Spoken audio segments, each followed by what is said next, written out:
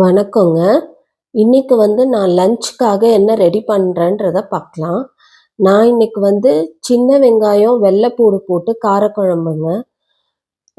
கோஸ் கூட்டு வச்சிருக்கேங்க. அது 2ம் இப்ப எப்படி செய்றதுன்னு பார்க்கலாம்.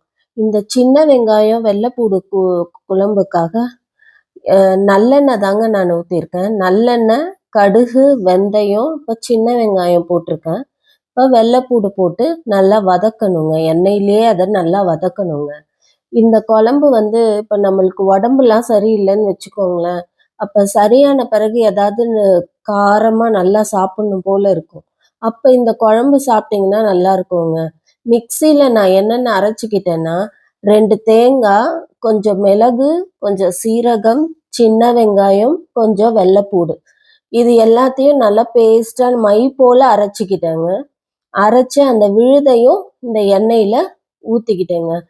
அதையும் நல்லா மஞ்சத்தூள் போட்டு சுருள சுருள எண்ணெயிலேயே நல்லா வதக்கணுங்க. நம்ம வீட்டில் செய்த குழம்பு மிளகாய் பொடி 2.5 ஸ்பூன் போட்டிருக்கேங்க. அதையும் அந்த எண்ணெயிலேயே அந்த தொக்கு எல்லாம் சேர்ந்து வர மாதிரி நல்லா வதக்கணுங்க.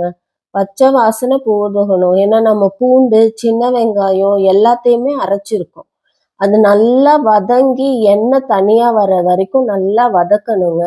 நான் லைட்டாக கொஞ்சம் காரம் தூக்கலாக இருக்கணுன்றதுக்காக நான் தனி மிளகாய் பொடி 1 ஸ்பூன் போட்டிருக்கேங்க.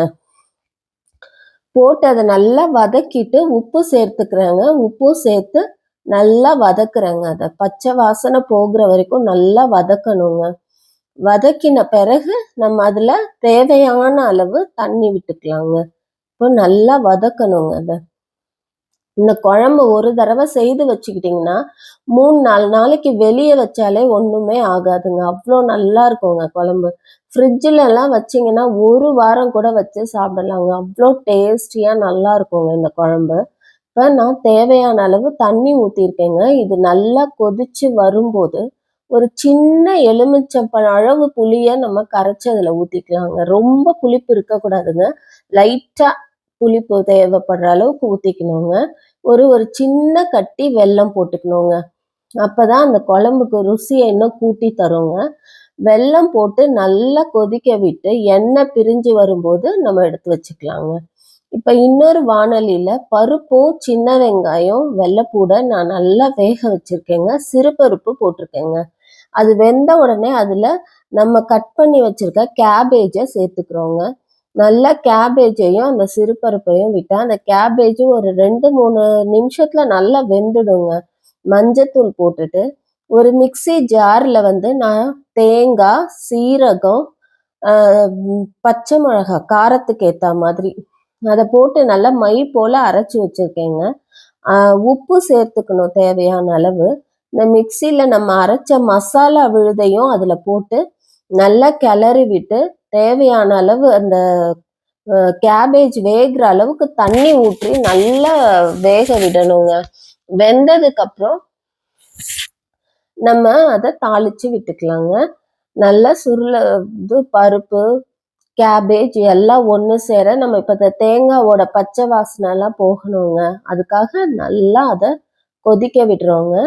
இப்போது கொஞ்சமாக தண்ணி விட்டுக்கிறேங்க. இப்போ நல்லா கொதிச்சு கேபேஜ்லாம் வெந்து ஒன்று சேர வந்துடுச்சுங்க.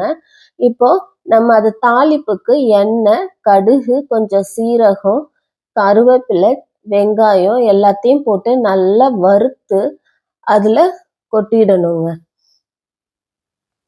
நம்மளோட கேபேஜ் கூட்டு இப்போது ரெடி ஆகிடுங்க.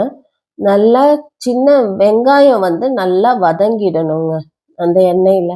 ஏன்னா நம்ம அதுக்கு மேலே அந்த கூட்டை நம்ம கொதிக்க வைக்க போகிறதில்ல. தாளித்து கொட்டிட்டு ஒரே ஒரு கொதி விட்டு இறக்கிட போகிறோங்க. அதனால தாளித்து ஊற்றுறதுக்குள்ள அந்த வெங்காயம் நல்லா வதங்கிடணுங்க.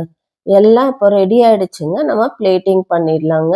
இப்போ பிளேட்டில் நான் சாதம், கூட்டு, குழம்பு, கொஞ்சம் மாம்பழம், தயிர் எல்லாம் எடுத்து வச்சுருக்கேங்க. நம்ம வீட்டில் இன்றைக்கி இதுதான் லஞ்சு. தேங்க்யூங்க.